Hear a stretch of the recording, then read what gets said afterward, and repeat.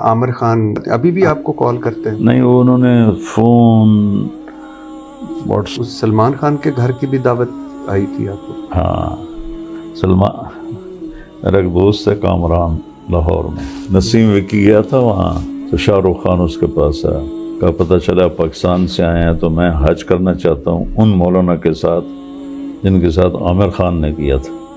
تو نے کہا مولانا طاہر جمیل کا، ہاں ہاں ہاں، وہاں کے سارے آرٹسٹ مجھے سنتے۔ عامر خان سے بھی ملاقات ابھی بھی آپ کو کال کرتے ہیں؟ نہیں، وہ انہوں نے فون، واٹس ایپ اور سر آپ نے ای میل سب بند کر دی۔ اداکار عامر خان نے کیوں؟ پتہ نہیں بتایا۔ وہ ایک میں نے اس کا انٹرویو سنا تھا کہ میں نے اس عمر میں آ کے میں نے یہ سمجھا کہ میں نے بچوں کو بہت کم ٹائم دیا ہے، اس لیے میں یہ ساری بند کر رہا ہوں چیزیں کہ میرے پاس جو ٹائم ہو میں بچوں کو دوں۔ یہ وجہ بتائی۔ آپ کا حج کے دوران ہوا رابطہ، لیکن کیسا انسان پایا سر؟ بہت اچھا، بہت اچھا۔ اس سلمان خان کے گھر کی بھی دعوت آئی تھی آپ کو؟ ہاں، سلمان میرا ایک دوست ہے کامران لاہور میں، اس کا کاروبار ہے ممبئی میں، وہاں اس کا آفس ہے۔ وہ وہاں گیا تو اس کا پارٹنر کہتا ہے تو میں سلمان خان ملاؤں؟ تو میں کہا ملاؤ، تو وہاں چلے گئے۔ تو وہ کہتا ہے سلمان خان سے، یہ میرے دوست ہیں لاہور سے آئے ہیں۔ تو سلمان خان کہتا آپ مولانا طارق جمیل کو جانتے ہیں؟ اس کے لیے شاکنگ نیوز تھا۔ تو آپ کیسے جانتے ہیں؟ تو اس نے پیچھے ریک دکھایا کہ یہ دیکھو یہ سب مولانا کے بیانوں سے یہ سیڈیاں پڑی ہیں، میں یہ سنتا ہوں، اور میری بہنیں تو روز سنتی ہیں، اس کا باپ سنتا ہے۔ اللہ کی قدرت ہے، میں نے پہنچا۔ نسیم وکی گیا تھا وہاں پرومو کے لیے تو شاہ رخ خان اس کے پاس آیا، کا پتہ چلا پاکستان سے آئے ہیں تو میں حج کرنا چاہتا ہوں ان مولانا کے ساتھ جن کے ساتھ عامر خان نے کیا تھا۔ تو نے کہا مولانا طاہر جمیل کا، ہاں ہاں ہاں، مولانا طاہر جمیل کے ساتھ حج کرنا چاہتا ہوں۔ اور وہ وہاں کے سارے آرٹسٹ مجھے سنتے۔ یہ اللہ کی قدرت ہے۔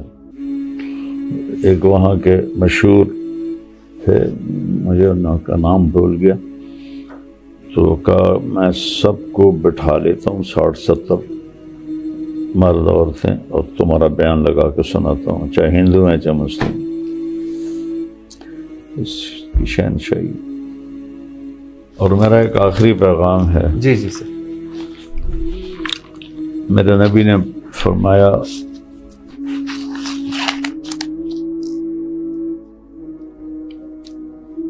اسلام کا سب سے مضبوط عمل کیا ہے؟ ای غور الاسلام اوثق۔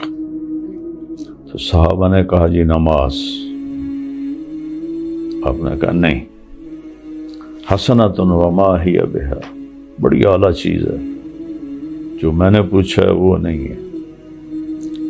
تو صحابہ نے کہا الجہاد۔ آپ نے کہا حسن وما ہو بھی، جہاد بھی بہت بڑی چیز ہے پر وہ نہیں جو میں پوچھ رہا ہوں۔ تو انہوں نے کہا روزہ۔ ہم نے کہا روزہ بھی بہت اچھا ہے پر میرے سوال کا جواب نہیں۔ انہوں نے کہا حج۔ فرمایا حج بھی بہت اچھا ہے، میرے سوال کا جواب نہیں۔ تو صحابہ نے کہا اللہ و رسولہ اعلم، ہن تسی جانو تے تہاڈا رب جانے، انسان تا اتنا ہی پتہ ہے۔ تو آپ نے فرمایا ان اوثق عور الاسلام الحب للہ، اسلام کا سب سے مضبوط عمل آپس میں محبت کرنا ہے اللہ کے لیے۔ اللہ کے لیے کا کیا مطلب ہے؟ اللہ کہ اتفاق رائے ہو تو محبت، اختلاف ہو تو نفرت، یہ نہیں۔ للہ، یہ مومن ہے، یہ مومن ہے، یہ مومن نہیں انسان ہے، اللہ کے لیے محبت کرنا۔ اور آپ نے فرمایا کہ جنت میں ایک دوسرے کے پاس آنے کے لیے اجازت کی ضرورت ہوگی، اگرچہ فاصلے ایک لمحے میں طے ہوں گے، لیکن جو لوگ دنیا میں اللہ کے لیے محبت کرتے تھے ان کو اجازت کی ضرورت نہیں ہوگی، جہاں جانا چاہیں چلے جائیں۔ تو میرا ملک نفرتوں کا مارا ہوا ہے، سیاسی نفرتیں آپ دیکھ رہے ہیں کیا ہو رہا ہے، اتنا بڑا ظلم کبھی نہیں دیکھا۔ میری 70 سال عمر ہے، میرا باپ سیاسی تھا، ایم پی کا الیکشن لڑتا تھا، بچپن سے گھر میں سیاست دیکھی، ایسا ظلم نہیں دیکھا، فرقہ واریت کا ایسا ظلم نہیں دیکھا کہ جس ممبر سے لوگوں کو قریب کرنا تھا، محبت ڈالنی تھی، اسی سے نفرت نفرت نفرت نفرت نفرت۔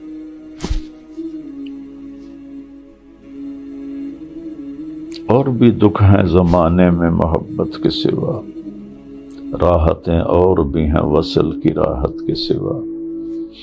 ان لڑائی جھگڑوں کے علاوہ ایک بہت بڑا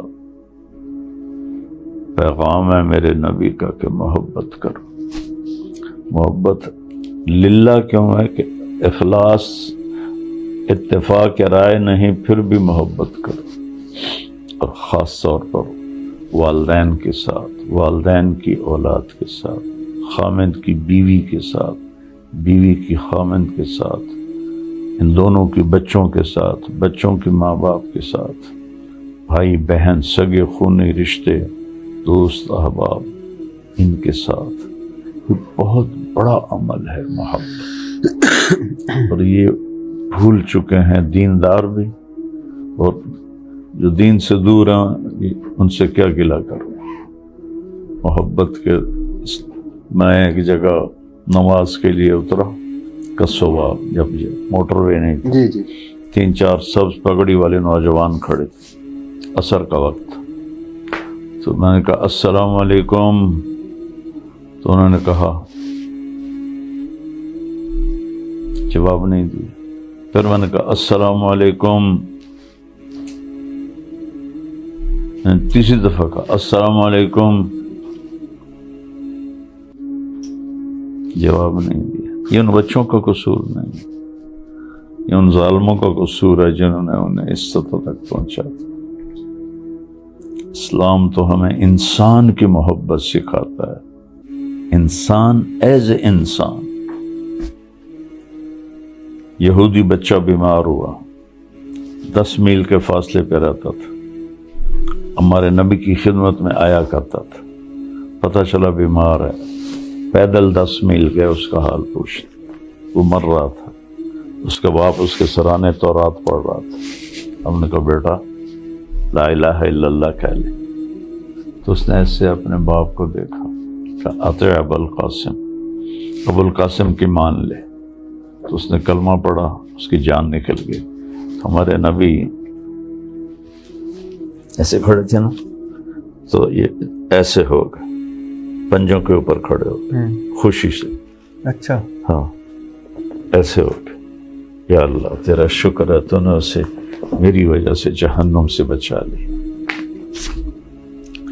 وہ نبیوں میں رحمت لقب پانے والا، رحمت لقب پانے والا، وما ارسلناک الا رحمت للعالمین۔ صحابہ نے کہا یا رسول اللہ بد دعا کرے، کما انی لم ابعث نقمتا ولا عذابا، نہیں میں اس کام کے لیے نہیں آیا انتقام لینے عذاب میں، انما بعثت رحمتا، مجھے اللہ نے رحمت بنا کے بھیجا۔ تو کاش ہمارے علماء ممبر سے یہ رفع یدین اور سورۃ فاتحہ 20 تراویاں ان کو چھوڑ کے محبت کی بات کرتے۔